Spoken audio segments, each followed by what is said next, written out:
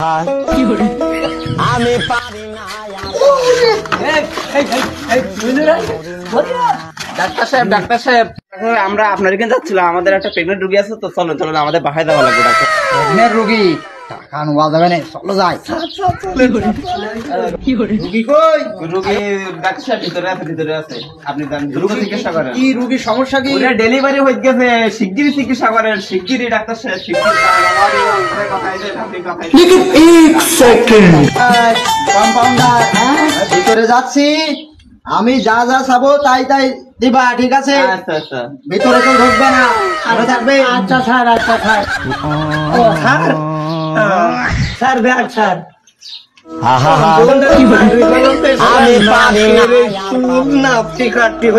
আমি কেন মরি না?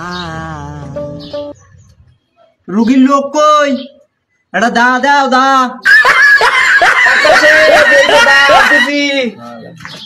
এই নেন ডাক্তার সাহেব, নেন।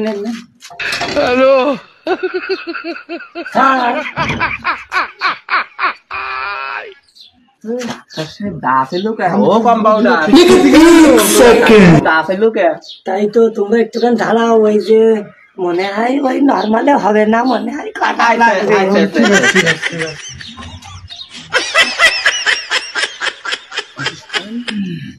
এটা শাবল দাও। ডাক্তার সাহেব আমার রোগীরা এ সাবল দিয়ে কি করবে, চা দিয়ে কি করবে, আমি বুঝতে পারছি না তো। একটু করবান কি?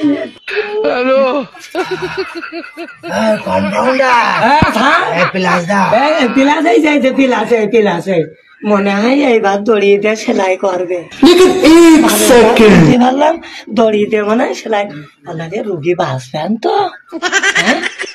ভাই আমার এই বাড়িওয়ালা বাঁচবেন তো? হ্যাঁ কম্পিউটার, আমার এই রোগী ঠিকঠাক ভাবে ট্রিটমেন্ট করতে পারবেন তো ডাক্তার? টেনশন করি না, ঠিক হয়ে যাবে। ডাক্তার গেছে না, ও ঠিক করে দেবে। আগে আমাদের এই ডাক্তার সাহেব বুঝাও, হলো ওই পান্না কনে নেবড়া করেছে, রুগী বেশি যাবে। পয়সা বুঝাবে, রুগী বেশি যাবে।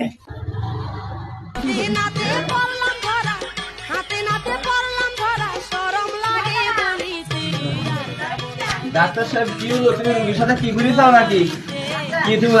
আসলে রুগীর সাথে কিছু না রে খোকা, আমি সে তালা মেরিলাম, এখন সে চাবি আনতে মন চাইল, এত সময় আমি সেই তালা ভাঙতি, এই সেই দা বটি এই সব সে দিলাম তোমার কাছে।